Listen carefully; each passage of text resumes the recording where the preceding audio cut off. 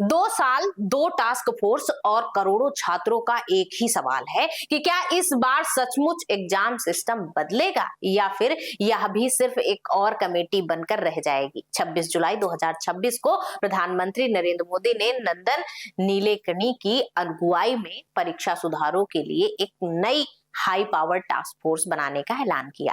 इससे ठीक एक दिन पहले 25 जुलाई 2026 को राष्ट्रपति ने धर्मेंद्र प्रधान का इस्तीफा मंजूर किया और प्रहलाद जोशी को शिक्षा मंत्रालय का अतिरिक्त प्रभार दे दिया। यानी इस बार संदेश सिर्फ प्रशासनिक नहीं, राजनीतिक भी है। अब जरा थोड़ा पीछे चलते हैं। 2024 में नीट यूजी विवाद के बाद 22 जून 2024 को शिक्षा मंत्रालय ने डॉक्टर के राधाकृष्णन की अगुवाई में एक हाई लेवल कमेटी बनाई थी। उस वक्त फोकस था यह समझना कि परीक्षा प्रक्रिया में गड़बड़ी कहां हुई, एनटीए की संरचना में कौन सी कमजोरियां हैं और डेटा सिक्योरिटी कैसे मजबूत की जाए। बाद में सुप्रीम कोर्ट ने 2024 के मामले में देशव्यापी दोबारा परीक्षा कराने से इनकार किया और कहा कि रिकॉर्ड पर ऐसा ठोस सुधार नहीं है जिससे पूरे एग्जाम की पवित्रता के सिस्टमैटिक तरीके से बिगड़ने की बात साबित हो। यानी 2024 में सरकार का रुख था डैमेज कंट्रोल और सिस्टम रिव्यू, लेकिन 2026 की कहानी अलग और ज्यादा गंभीर रही।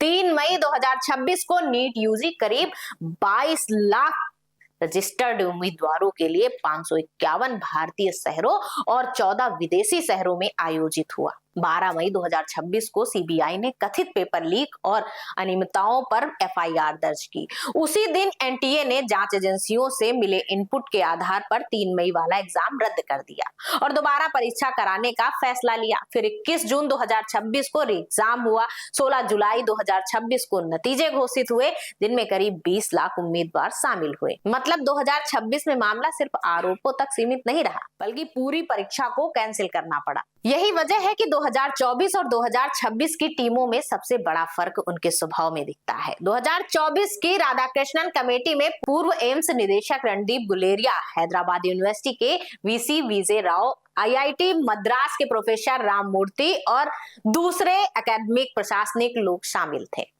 उसका मकसद था एनटीए की प्रक्रिया, डेटा सिक्योरिटी और संस्था ढांचे की समीक्षा। दूसरे शब्दों में कहें तो वह एक डायग्नोस्टिक कमेटी थी जिसे बीमारी पहचाननी थी। उस कमेटी ने बाद में 21 अक्टूबर 2024 को अपनी रिपोर्ट सौंपी और कुल 101 सिफारिशें दी। रिपोर्ट में एनटीए के पुनर्गठन, परीक्षा संचालन को एक ही बाहरी एजेंसी के भरोसे न छोड़ने, लंबे समय में इन हाउस सॉफ्टवेयर और स्पेशलाइज्ड हार्डवेयर विकसित करने का, आगे चलकर जिला मुख्यालय का मानकीकृत सीबीटी सेंटर बनाने जैसे सुझाव शामिल थे।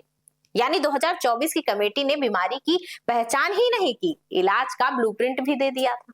अब 2026 की टास्क फोर्स को देखिए। आधिकारिक घोषणा में सिर्फ नंदन नीलेकणी का नाम सामने आया, लेकिन प्रमुख रिपोर्टर्स के मुताबिक इस टीम ने पूर्व इसरो प्रमुख एस सोमनाथ, पूर्व आईबी निदेशक तपंडेका, आईआईटी मद्रास के डायरेक्टर वी कामाकोटी, पूर्व शिक्षा सचिव अनीता करवाल और वरिष्ठ प्रशासक अमृतलाल मीना भी शामिल हैं।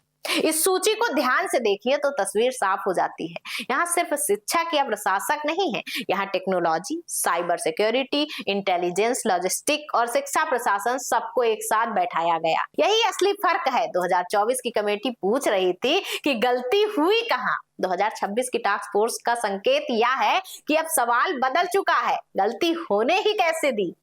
2024 मॉडल ज्यादा रिव्यू आधारित था, जबकि 2026 मॉडल प्रिवेंशन आधारित दिख रहा है। 2024 में संस्थागत सुधार की बात थी, 2026 में tech architecture, real time security, logistic control और शायद एग्जाम डिलीवरी मॉडल को बदलने की तैयारी दिख रही थी। यह एक तरफ से पोस्टमार्टम से प्रीएम्प्टिव ऑपरेशन की तरफ बढ़ना है, यह मेरा विश्लेषण, लेकिन इसकी जड़ दोनों टास्क फोर्स के घोषित दायरे और सदस्य संरचना में साफ दिखाई देती है। लेकिन सबसे बड़ा सवाल यही है कि क्या नई टीम इसलिए सफल होगी क्योंकि उसमें बड़े नाम है? इसका ईमानदार जवाब है जरूरी नहीं।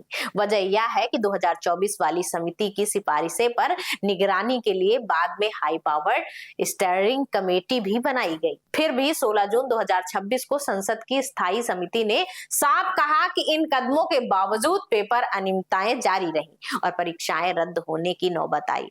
समिति के सरकार से समयबद्ध अमल रोड मैप, सार्वजनिक करने की सिफारिश भी की। यानी भारत की परीक्षा व्यवस्था की असली समस्या सिर्फ कमेटी बनाने में नहीं, कमेटी की रिपोर्ट को जमीन पर उतारने में है।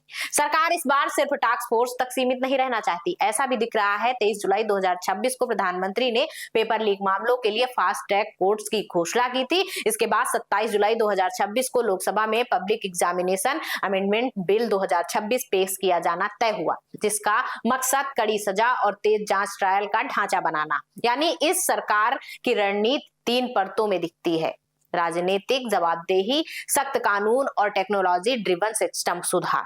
तो निष्कर्ष सीधा है, 2024 की कमेटी सिस्टम को समझने के लिए बनी थी, 2026 की टास्क फोर्स सिस्टम को फिर से डिजाइन करने के इरादे के साथ लाई गई है। फर्क नामों का नहीं, नजरिए का है। लेकिन अंतिम फैसला किसी प्रेस कॉन्फ्रेंस, वीडियो मैसेज या हाई प्रोफाइल पैनल से नहीं होगा। असली फैसला उस दिन होगा जब अगला बड़ा एग्जाम बिना लीक, बिना री एग्जाम, बिना अविश्वास और बिना डर के पूरा होगा। अगर ऐसा हुआ तभी कहा जाएगा कि 2 साल में बनी 2 टास्क फोर्स में दूसरी वाली ने सच में भारत का एग्जाम सिस्टम बदल दिया।